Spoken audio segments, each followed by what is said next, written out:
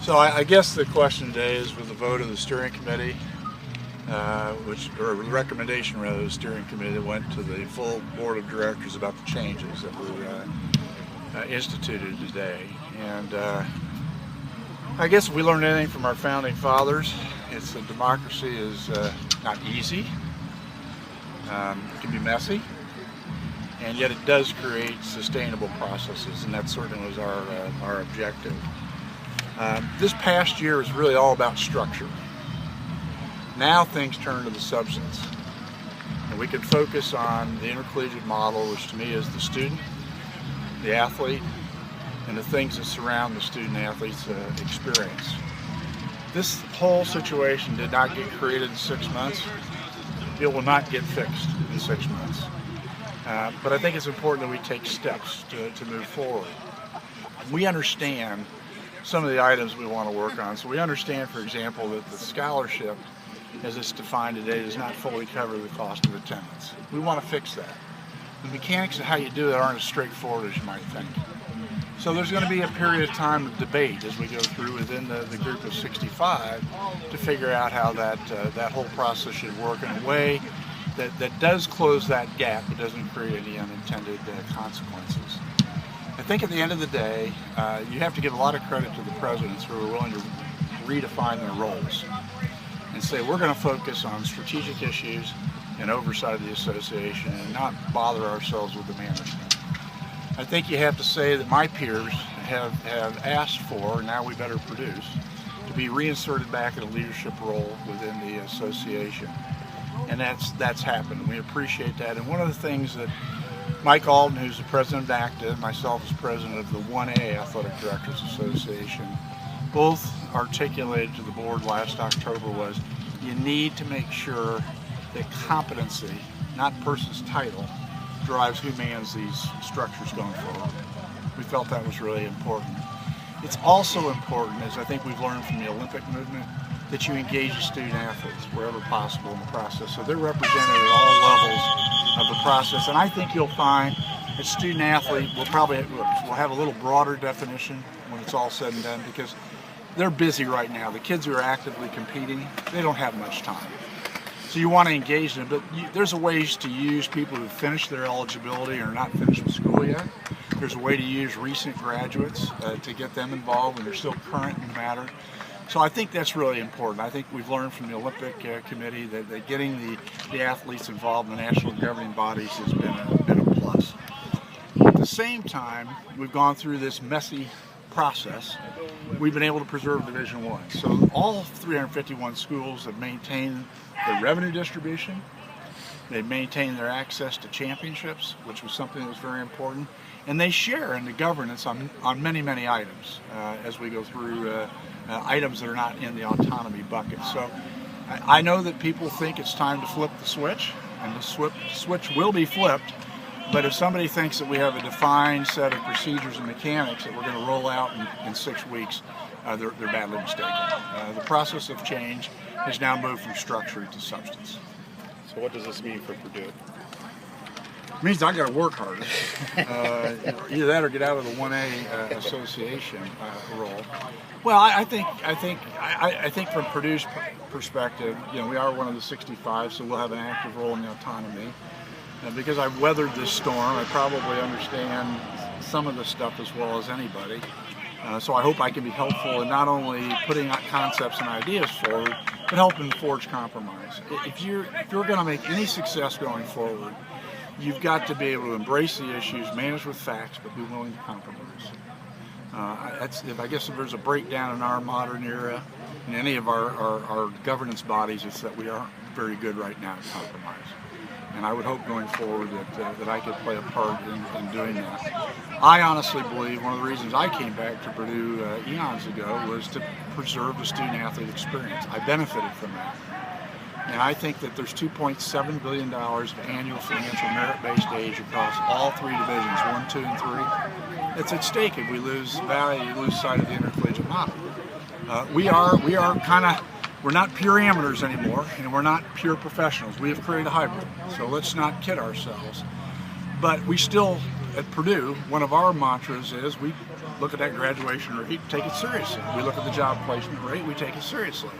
I want to make sure as we go forward we don't lose sight that we're helping create a pathway for young guys like this, young women who play on our teams.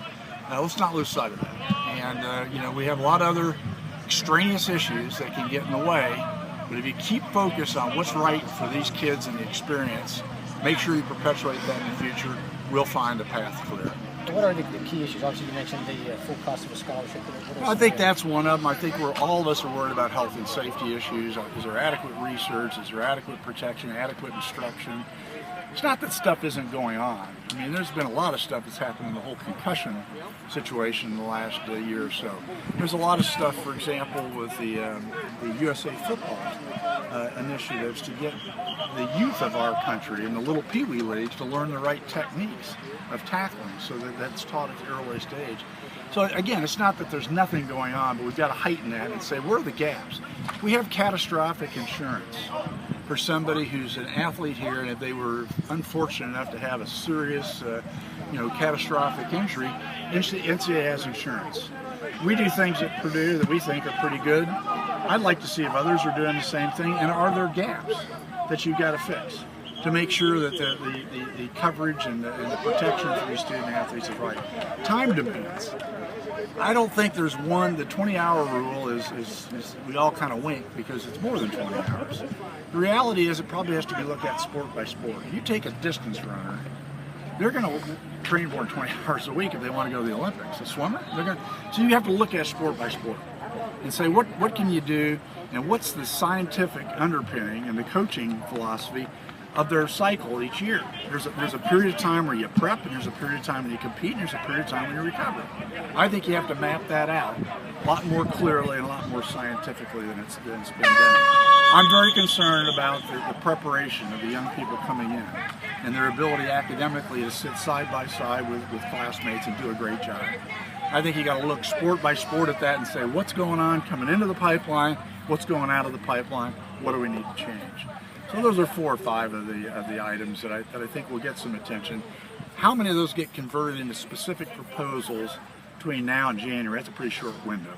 And even with 65 schools, I think there's been this fear that somehow, some way, we'll agree on everything.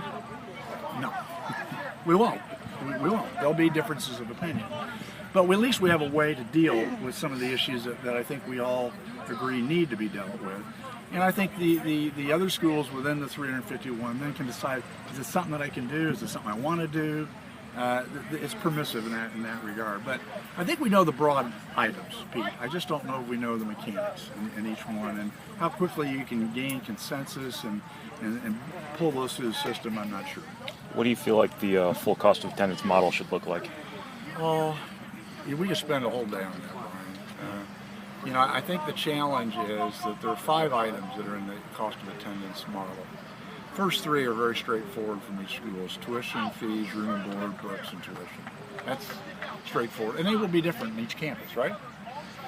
The last 2 items deal with travel expenses, and that means travel around your campus. Mm-hmm. And it also means travel to and from home. So that's one of the items.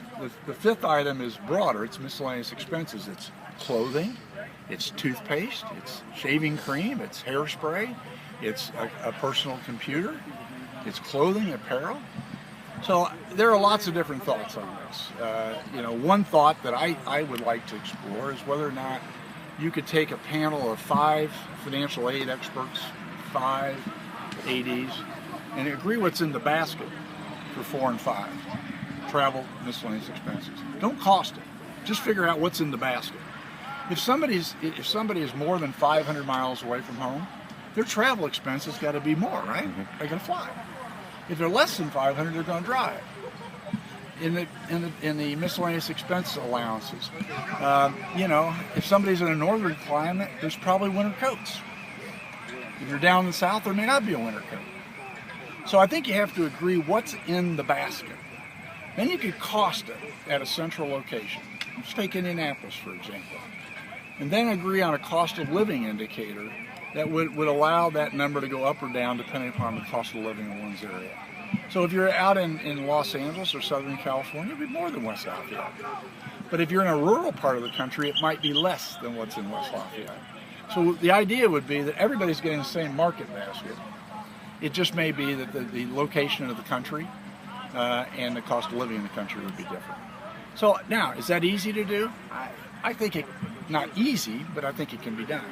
If you don't do that, you could run into some unintended consequences. But, I think the ACC is coming up with a model that was reported yesterday in the USA Today. So the issue of closing the gap, we were in agreement. The how to close the gap, I think there's going to be a lot of debate on that. But I think there are things that if we agree that it should be done, we can figure a solution out. Would it be just football and basketball primarily? Would it be everybody? No, I don't think. I think we're well past that. I think it would be all your scholarship athletes, and on a partial scholarship, it'd be a partial amount. I think the key is trying to figure out what is that amount. And I've made this comment to some of you in the past. You take $15 a month, as they had in the '60s, times 12 months is $180 a year. Future value of that 50 years at 5% is $2,000. We thought it was okay to do $15 of incidental expense money in the '60s. Why isn't it okay? We're not really plowing new ground. We're basically saying that the resources are available in many places to be able to provide the full cost of the scholarship. So when you say you have a full scholarship, you really are giving them a full scholarship. What would be the, cost of Purdue? I know you don't know the I exact don't yet, know. but I have no idea. It just depends what's in the market basket. There will be a cost to this. There's no doubt about it. And yet, if the cost is predicated on the right things, then so be it. That's the cost of playing the game. Could that cost end up forcing you and other athletic directors to cut sports? Well, it won't at Purdue. I can't speak for other colleagues. But at the end of the day, there's a lot of additional resources that have come, particularly into the group of 65. The student athletes need to feel the benefit of that. And this is a very obvious area where that benefit can be felt.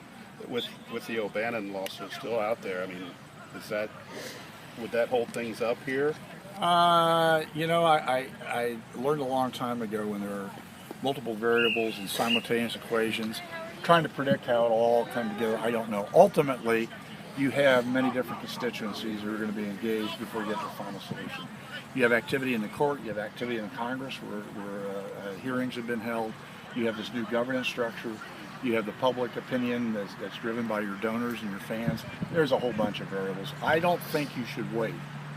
I think you should move forward and be ready to attack as things happen to you in the marketplace that cause you to look at it differently. But I don't think there's any doubt that we may come up with a solution. Somebody may come in with this, somebody may come in with this, and you may have to adjust your thinking. But if you keep in mind the $2.7 billion of merit-based financial aid that accrues to all thousands of student athletes each year, that's a pretty important segment of our country. And I hate to have that be deprived from my grandchildren or their grandchildren. We need to figure out a way to preserve it. It is a uniquely American system. Doesn't exist in Europe this way, doesn't exist anywhere else. We have found a hybrid, and yet, it has worked for generations, but we got some issues we got to deal with. Just so I'm perfectly clear that I understand this correctly, when we talk about legislative autonomy for the Power Five, so to speak, we're talking about a different set of rules for the coalition of five, right? Not for each individual five conferences. Right. And there's if you go to the NCAA website, Mike, there's a very simple, or Brian, excuse me, very simple couple pager that will show you there are going to be 80 votes, one for each school. That's 65. 3 student athletes for each conference. That's your 80 votes. And if you have 3 of the 5 conferences that are in favor of an item, it will take a simple majority of 41 votes to carry the tie. If you have a 4/5 majority, 4/5 are in, I may have that backwards. If it's 4 of 5, then it's the 41 votes, just simple majority. You only have 3 of 5, which means there's more of a difference. It requires 48 votes, or 60%. So if you have more variance within your 5 conferences, there's a higher threshold. That was the idea. But I would encourage you, before you wing it on any of my comments, if you want to cite specifics, go to the NCAA website. There's an executive summary you can double check and make sure you don't make me look like a fool. We'll try not to. it's hard enough to get 65 people to agree on what kind of pizza to have, let alone these issues. Do you have a plan on how to try to get that compromise? I don't. I think that hopefully you get competent people around the table who keep in sight the $2.7 billion of financial aid that I referenced, and they're willing to make some compromise. That's what founded this country. That's what led us to do many great things in this country. And democracy is messy. It just is. But I think it's the best process we've discovered in this country, and certainly those around the world feel the same way. So we're just going to have to work through it. And if you get competent-based people, I think the presidents are going to assume the proper role of oversight and worrying about strategic issues, long-term external trends. What's online education mean to intercollegiate athletics? I don't know. Probably something you ought to be thinking about. They stay focused at that level. Let the ADs and the faculty and the women's administrators work on the kind of the technical business issues. You have a similar role moving forward. I don't. I think that'll all be up to the board. They'll have a process to select the governance for the shared items, and I think each conference is looking about how. I would hope on the autonomy that we can use our existing meetings, for example, the Big Ten, SEC. I hope we don't have to create separate meetings. I think you could debate those items. We meet 3 or 4 times a year. But you would still probably come together. Maybe we come together once in the spring as a group. There's various meetings throughout. We could land at one of those and say that'll be kind of the pre-meeting for legislation that's going to come through the following January. Mm-hmm. And then your fall meetings, when you've got legislation, you kind of fine-tune your position and you go to the January convention. We'll have a little mini convention the way we used to have, but it'll be focused on the group of 65 related to the autonomy. Shared governance will be in a little different separate track.